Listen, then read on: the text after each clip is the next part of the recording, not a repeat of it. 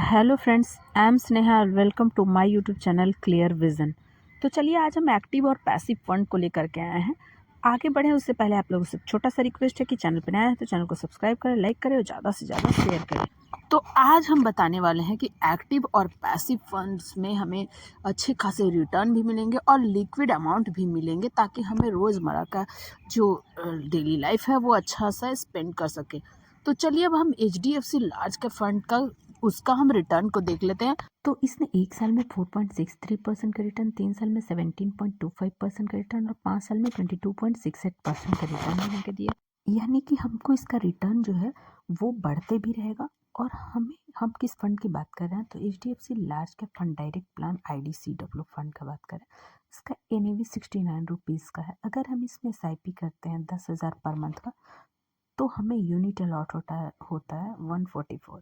और इन्वेस्टमेंट अगर एक साल में 1,20,000 हुआ तो NAV हालांकि चेंज भी होते रहता है, तो हमारा 69 के हिसाब से अगर हम बोलें तो यूनिट अलॉट होता है 1739 का। तो हमारा इस फंड जो है वो एक साल में लगभग 5 रुपये के आसपास का डिविडेंड देता है पर यूनिट का। तो 1739 यूनिट अलॉट हुआ था और 5 रुपये के हिसाब से देता, तो 8,695 रुपीज़ हो गए एक साल में। इतना इन्वेस्टमेंट पे हमको 8,600 रुपया मिलेगा डिविडेंड के तौर पे। तो हमें ये पैसिव इनकम जनरेट करने का बहुत ही अच्छा ऑप्शन है। और यहाँ पे हम दूसरा जो फंड लिया वो SBI Contra direct plan IDCW fund, यानी कि ये दोनों फंड जो है वो एक्टिव और पैसिव दोनों इनकम बहुत ही अच्छा जनरेट करके देता है। अब पैसिव जैसे कि हमें उसका डिविडेंड मिल गया और एक्टिव उसका जो है वो रिटर्न भी बढ़ते जा रहा है। तो हमें दोनों वैसे ये दोनों फंड जो है वो अच्छा ऑप्शन दिख रहा है। तो इसका जो रिटर्न है एक साल में 4%, 3 साल में 27.43%, 5 साल में 34.64% का रिटर्न बना के दिया है, जो कि काफ़ी अच्छा रिटर्न इसे माना जाएगा।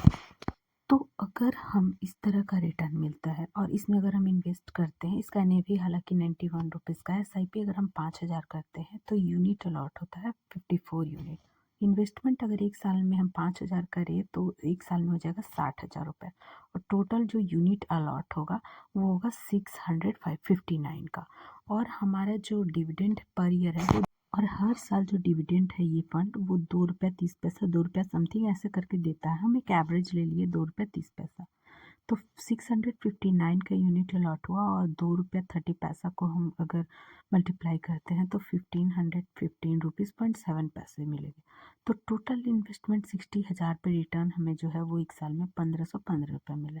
तो अगर हम दोनों फंड को देखें तो एक में हमें 8,600 समथिंग का पैसिव इनकम जनरेट हो रहा है, दूसरे में 1,515 का। यानी कि हमें अच्छा खासा जो है वो पैसिव इनकम यहाँ पे इतने ही अमाउंट इन्वेस्टमेंट से मिल रहा है।